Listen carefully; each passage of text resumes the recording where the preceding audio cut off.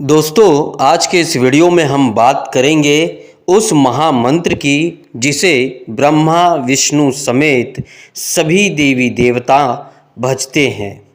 वैसे तो ये कहा जाता है कि आप जिस भी मंत्र का जाप करते हैं विश्वास के साथ, वो ही महामंत्र कहलाता है।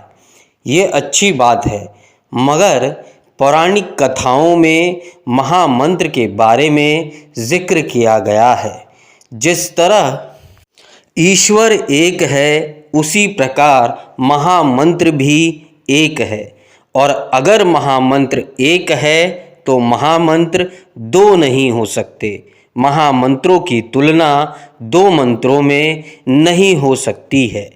तो आइए इस वीडियो में अंत तक बने रहिए। हम समझने की कोशिश करते हैं उस पौराणिक कथा से कि महामंत्र क्या है।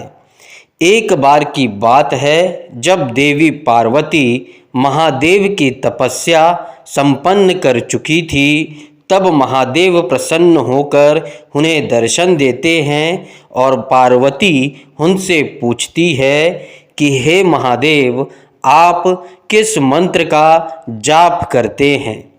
तब महादेव कहते हैं, मैं तो सदा राम नाम का ही जाप करता हूँ। जिसके जवाब से महादेव के इस उत्तर से पार्वती के मन में शंका बनी रहती है और अपनी इस शंका को दूर करने के लिए वो श्री राम के पास जाती है और उनसे पूछती है कि हे श्री राम, आप किस मंत्र का जाप करते हैं। तो इस पर श्री राम कहते हैं, मैं तो सदा महादेव के नाम का ही जाप करता हूँ।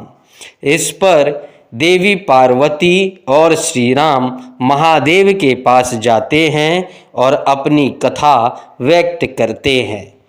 इन तीनों के इस जवाब से पार्वती को संतुष्टि नहीं मिलती है और तब श्री राम, महादेव और पार्वती विष्णु जी के पास में जाते हैं।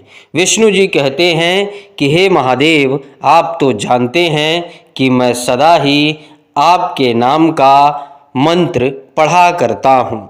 महादेव इस पर मुस्कुराते हैं और कहते हैं कि हे विष्णु जी, मुझे इस बात की भली भांति अनुभूति है। तब सभी मिलकर इस बात पर विचार करते हैं और देवी पार्वती से कहते हैं कि वो महामंत्र जिसका हम सब स्मरण और पाठ किया करते हैं, वो मंत्र श्वास लेने से और श्वास छोड़ने के बीच के अंतराल का है। यदि मनुष्य सांस लेने से सांस छोड़ने के बीच के अंतराल का ध्यान करे तो उससे उसका महामंत्र प्रकट होता है। इसलिए कबीर ने कहा है कि ना मैं मंदिर में, ना मैं मस्जिद में, और अंत में उन्होंने कहा है, मैं तो हूँ श्वासों की श्वास में।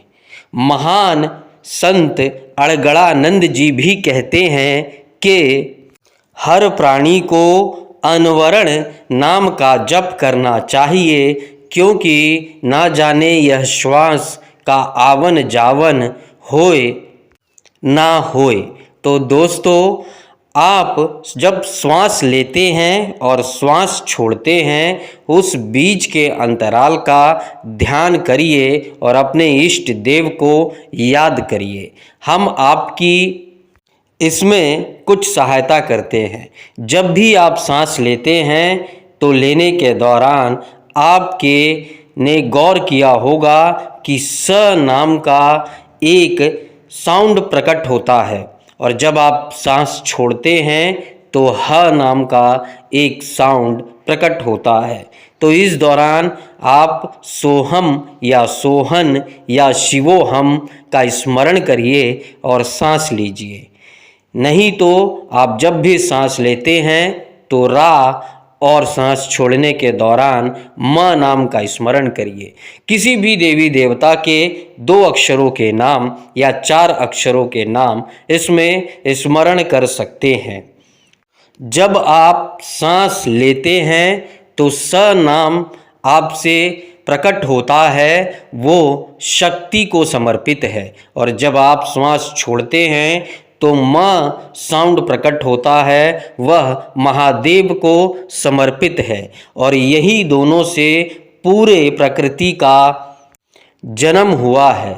इस महामंत्र के जाप से आप अपने जीवन की सभी इच्छा और मनोकामना पूर्ण कर सकते हैं और मरने के बाद मुक्ति पा सकते हैं।